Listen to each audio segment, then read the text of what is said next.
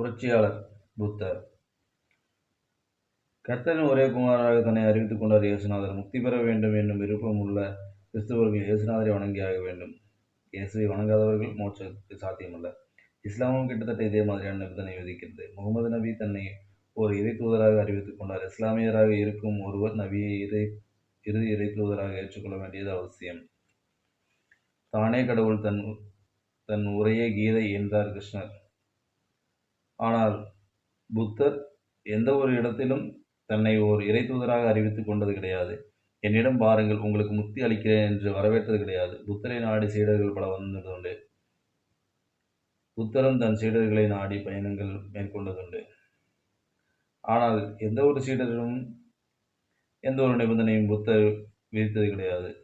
தனக்கு தெரிந்த உண்மைகளை மக்களிடம் பரப்ப வேண்டும் என்பது மட்டுமே அவர் குறிக்கோளாக இருந்தது. இதில் ஆச்சரியப்பட வைக்கும் சங்கதி ஒன்று உண்டு. இது நான் கண்ட உண்மை, நான் கண்ட தர்மம் என்று ஒருபோதும் புத்தர் சொந்தம் கொண்டாடியது கிடையாது. இந்த கருத்து என்னுடையது, சிரமப்பட்டு நான் சேகரித்தது என்று அறிவிக்கும் ஆசை கூட அவரிடம் இருந்தது கிடையாது. புத்தரின் உபதேசங்களை தெரிந்து கொண்ட அளவுக்கு அவர் பிரத்யோக வாழ்க்கை பற்றி நாம் தெரிந்து கொள்ள முடியாமல் போனதற்கு இதுவே முக்கியமான காரணம். தான் கண்டறிந்த சமயத்துக்கு வெளியில் தன்னை நிறுத்திக் கொள்ளும் பக்குவம் புத்தரிடம் இருந்தது. ஒரு கடவுளாக பாவித்து நான் உபதேசம் செய்வது கிடையாது. ஒரு மனிதன் மற்றொரு மனிதனுக்கு அளிக்கும் போதனையாகவே அதை கருதுகிறேன். தெய்வீக தன்மை என்று எதுவும் என்னிடத்தில் இல்லை. புத்தரின் அறிவிப்பு இதுதான். தான் கண்ட தர்மம்தான் இறுதியானது, முழுமையானது என்று புத்தர் எந்த இடத்திலும் கூறியது கிடையாது. என்னிடத்தில் வாருங்கள், எல்லா கேள்விகளுக்கும் விடை உண்டு என்று சொன்னதும் கிடையாது. புத்தரின் அடக்கமான விமர்சனம் இதுவே. இது நான் கண்ட உண்மை, எனக்கு தெரிந்தவரை இது சரியானது. புத்தரின் உபதேசங்கள் அனைத்தும் வெளிப்படையானவை. அவற்றை யார் வேண்டுமானாலும் பரிசீலிக்கலாம், விமர்சிக்கலாம், விவாதிக்கலாம். இது சரி, இது தவறு என்று முடிவு செய்யலாம். பௌத்தத்தை ஏற்றுக்கொள்ளலாம் அல்லது நிராகரிக்கலாம். தான் வாழ்ந்த காலத்தில் நிலை பெற்றிருந்த தத்துவங்களை புத்தர் நிராகரித்தார். கடவுளின் இருப்பை புத்தர் மறுத்ததால் அவருடன் தர்க்கம் செய்யவும் சண்டை போடவும் பலர் அவரை நாடி வந்ததுண்டு. புத்தர் அவர்களை அமர வைத்து அவர்களிடம் அடுக்கடுக்காக கேள்விகளை தொடுப்பார். கடவுளை நீங்கள் பார்த்திருக்கிறீர்களா? உங்களுக்கு உபதேசம் செய்தவரை பார்த்திருக்கிறீர்களா? நீங்கள் போற்றும் ஞானிகள் பார்த்திருக்கிறீர்களா?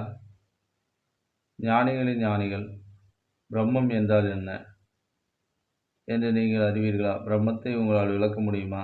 பிரம்மத்தை அடைவதற்கான வழிமுறைகள் உங்களுக்கு தெரியுமா? புத்தரிடம் விவாதம் வென்றவர்கள் யாரும் கிடையாது. புத்தர் எவற்றை நிராகரித்தார்? நான் யார்? நான் எங்கே இருக்கிறேன்? என் சிந்தனைகள் எங்கிருந்து உற்பத்தி ஆகின்றன? ஆன்மா என்பது என்ன? எனக்கும் பிரம்மத்துக்கும் இடையிலான உறவு எப்படிப்பட்டது? இந்த வாழ்க்கை முடிந்ததும் நான் என்ன ஆவேன்? இது போன்ற தத்துவார்த்தமான கேள்விகள் நிராகரித்தார்.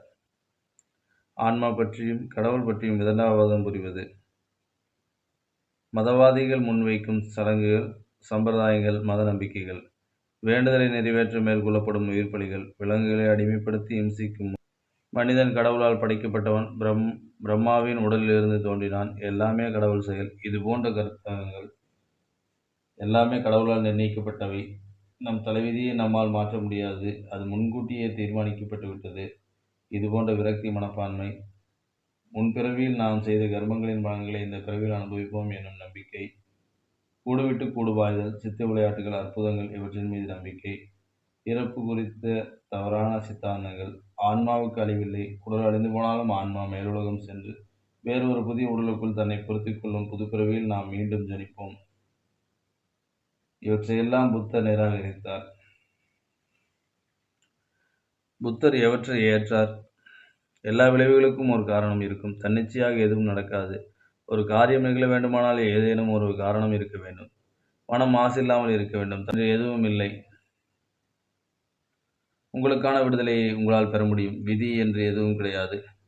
புலன்களை அடக்கி ஆள கற்றுக்கொள்ளுங்கள். அவை வெள்ளம் போல் உங்களை அடித்துச் சென்றுவிடும். அளவாக உண்ணுங்கள், கவனமாக உண்ணுங்கள். உடலின் உறுதிக்காக, தீமையிலிருந்து தற்காத்துக் கொள்வதற்காக உண்ணுங்கள். பகட்டுக்காக சாப்பிட வேண்டாம். எண்ணங்களை கண்காணியுங்கள். உள்மனதை தூய்மை அவசியம். சுய கட்டுப்பாடு அவசியம். நீங்கள் உங்கள் முழு கட்டுப்பாட்டில் இருக்க வேண்டும்.